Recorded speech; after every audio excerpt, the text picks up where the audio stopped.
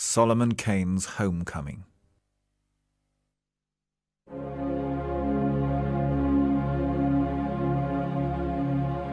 The white gulls wheeled above the cliffs, the air was slashed with foam. The long tides moaned along the strand when Solomon Kane came home. He walked in silence, strange and dazed, through the little Devon town. His gaze, like a ghost's come back to life, roamed up the streets and down. The people followed wonderingly to mark his spectral stare, and in the tavern, silently, they thronged about him there. He heard, as a man hears in a dream, the worn old rafters creak, and Solomon lifted his drinking jack and spoke as a ghost might speak. There sat Sir Richard Grenville once, in smoke and flame he passed, and we were one to 53, but we gave them blast for blast. From crimson dawn to crimson dawn, we held the dons at bay. The dead lay littered on our decks, our masts were shot away. We beat them back with broken blades till crimson ran the tide.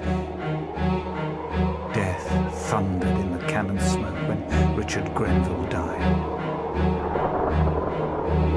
We should have blown her hull apart and sunk beneath the main. The people saw upon his wrists the scars of the racks of Spain.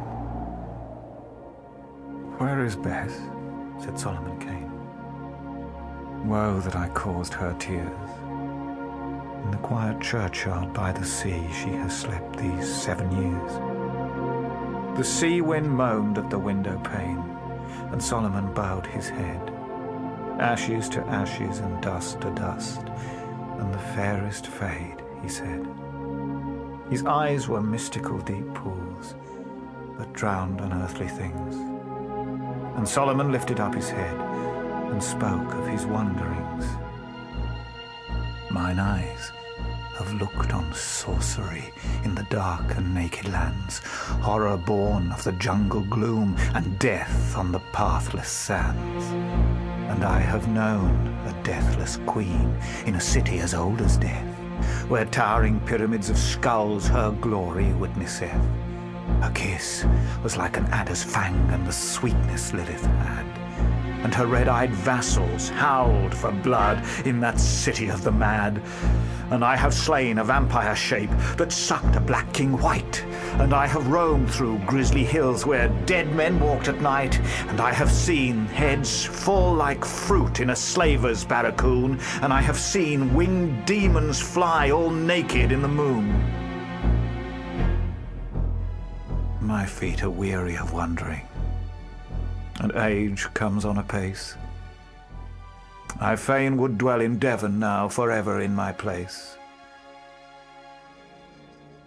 The howling of the ocean pack came whistling down the gale, and Solomon Kane threw up his head like a hound that sniffs a trail. Adown the wind, like a running pack, the hounds of the ocean bayed, and Solomon rose up again and girt his Spanish blade. In his strange cold eyes a vagrant gleam grew wayward and blind and bright. And Solomon put the people by and went into the night. A wild moon rode the wild white clouds, the waves in white crests flowed, when Solomon Kane went forth again, and no man knew his road. They glimpsed him, etched against the moon, where clouds on hilltop thinned.